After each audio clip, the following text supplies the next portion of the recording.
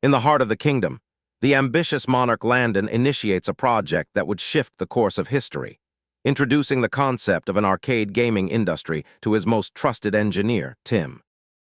Landon lays out a meticulous 5-month timeline, bridging the gap between theoretical university education and practical manufacturing, ensuring his workforce is trained to innovate rather than just assemble.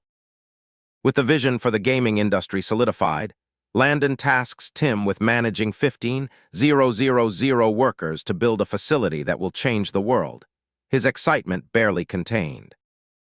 Across the city, the 3 exiled princes from Corona endure the harsh realities of military life, their once arrogant attitudes replaced by a desperate, humble struggle to survive through their training.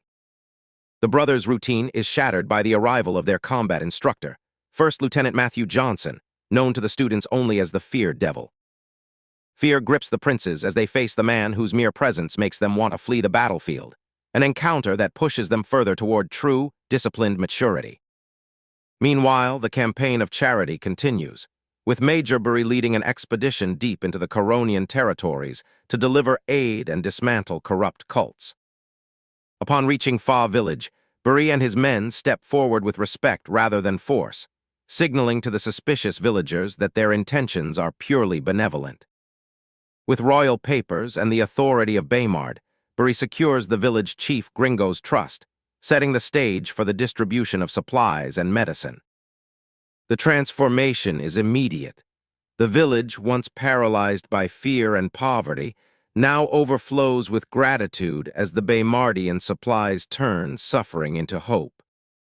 The mission deepens as Bury unveils the medical phase, promising free treatment for those the village had previously abandoned to their cursed fates.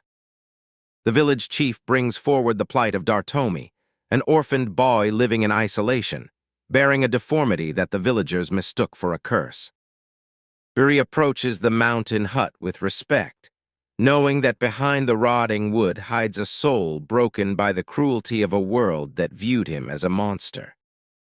Bury speaks the same words that once saved him, appealing to the boy's humanity and urging him to take a chance at a new destiny.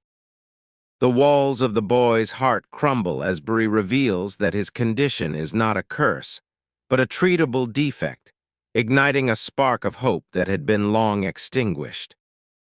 In the shadows, the antagonist Landon Barn leads his dark forces through the treacherous wilderness, nearing a hidden base for their long-planned invasion.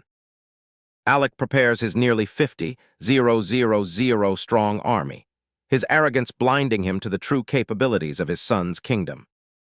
Simultaneously, Commander Purris and the forces of Tariq sail toward the coast, armed with stolen information and a thirst for destruction. In her isolated estate, Carrie Barn, now broken and bitter, reigns as a she-devil, crushing those who cross her with a mix of cruelty and desperation. Back at the center of it all, Landon tracks his enemy's movements with the precision of a strategist, his busy life revolving around the coming storm. The activation of the Hades Code signals the start of mobilization, as Baymard shifts its resources into a state of total defensive readiness. As the gloom of spring settles over the region, the evacuation buses race against time, clearing the roads to protect innocent lives. Landon Barn approaches the gates, unaware that he is walking directly into a trap laid by the son he discarded.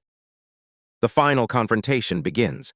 Landon watches the enemy forces assemble, ready to unveil the true might of his kingdom.